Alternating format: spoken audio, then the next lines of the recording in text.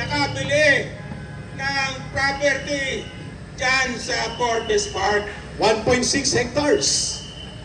Bakit ganon? 6 billion. 1.6 Hindi ko hectares. pinapansin ang ating Pangulo.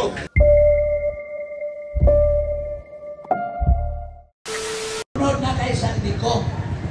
Diba? Sinabi pa nga ni Sandro Marcos, Sandico, umuwi ka na dito. Paano mag-uwi si Sandico? Si Sandro ko. Ano yun? Sandico? Sandro. Paano mag-uwi si Sandico? Lumayas na nga yung partner niya. Nalayas na yan si Martin Romanas. Romalde. Nalayas na nga eh. O ngayon, Sandico, layas na. Resign, nagpakalis na din si Romalde. Si Marcos, kailan nalayas? Nga siya naman talaga, natumbok na. Wala na tayo pang pag-usapan dito. Nakikita na ang tunay na magnanakaw sa kaban ng bayan, kundi si Bongbong Bongit Marcos Jr. Ayan. Kaya nga, aawitan ko sila at sasabayan nyo ako ng awit na Marcos, Marcos, magnanakaw. Lahat! Marcos, Marcos, magnanakaw. Marcos, Marcos, magnanakaw. Magnanakaw si Marcos. Philippines, one more time. Tatay Ben, go! Marcos, Marcos, magnanakaw. Marcos, Marcos, magnanakaw. Marcos, Marcos, magnanakaw. Magnanakaw si Marcos. Kaya pala, binuwag na ang presidential executive order by virtue of presidential or by virtue of executive order number 1. I will abolish presidential anti-corruption commission. Corruption commission. Pak! Nang umupo siya, unang sugo, buwagin. Patuloy po ba kayong makakaranas ng kahirapan dulot ng pagnanakaw ng namumuno sa ating bansa? Kundi si Bongbong Marcos! Lalaban ang taong bayan at sa darating na September 21 ay pupunuin at okupahin ang buong lansangan ng EDSA mula dito hanggang sa Campo Aguinaldo at tataguntong ang proses ng mamamayang Pilipino. Marcos Romualdez, resign! Resign now! Maiwan manawagan! Kapag patuloy po tayo nagpipili-pilihan, bahala kayong manunod! At hindi tayo papayag na hindi tayo maniningil at papawiin ang dinambong na kayamanan na pinagpapasasaan nila habang nagugutom at nalulunod sa kumunoy ng kahirapan ng ating bayan. Maraming salamat kay Ma'am Saira, ang tagapagsalita ng Muslim Women for Peace and Solidarity. Tawagin natin, Ma'am Saira, i-reserva ang iyong vocal cords sapagkat magdamagan ka pa sa September 21. Walang kapian na. Hindi po tayo aangkat sa laban na ito. Itong laban na ito ay para sa mga kapwa Pilipino! Yes! Oh, sayaw na muna, sayaw. Yusik Ben, ano Maraming na salamat po kung sino man ang gusto pang magsalita.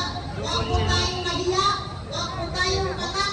Ito ay laban ng ating mamamayang Pilipino. Pinabukasan ng ating pamilya. Lalo na ang darating ng mga henerasyon. Yun, si Tatay, pakinggan natin. Kung mayroong boses ng kababaihan, mayroon din boses ng mga tatay na nagmamahalin nila mga pamilya nila.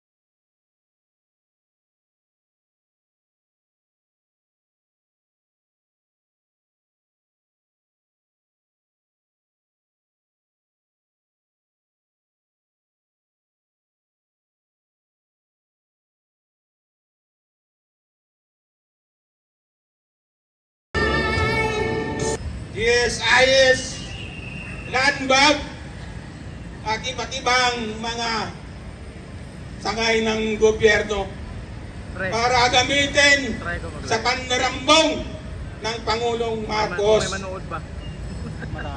Pangatlo, yung pagbenta ng 100 tonelada ng ginto na hindi natin malaman kung saan napunta yung pinagbentahan nito. Ang sunod, ang pagiging sinungaling ng Pangulong Marcos sa mga ginagawa ng kanyang asawa na pinagtatakpan yung mga kalokohan na ginagawa nito. Recently lang, yung nangyari sa Beverly Hills, California, may dalawa pala. na maraming pera ang ginastos at pinagkunan sa pondo ng bayan.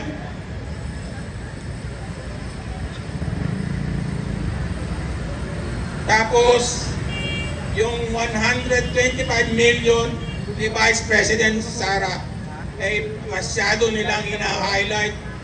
Pero yung kagagawan ng kanyang asawa ay pilit na kinalilimutan. Bakit ganito? Ang Pangulo ay wala namang nagagawa. 3 taon na simula nang maupo siya. Si Mr. Doble po nagsasalita. Pinapabayaan niya yung mga korupsyon ng kanyang mga kabinete at mga kasabwat sa pandarambong. Wala pang 3 buwan nang sila ay maupo. Si Tambahudas, Bago yun ha. Kanina, Nakabili. Tambawaldas, kayong Tampahudas. nakabili ng property dyan sa Forbes Park. 1.6 hectares. Bakit ganon? 6 billion. 1.6 Dito hectares. pinapansin ang ating Pangulo. Kaya Samantalang tayo, hirap lang sa... nagpapatunay lang ito na ang mga kalokohan ng kanyang mga kasabwat ay kanyang kinokonsinte. Tama.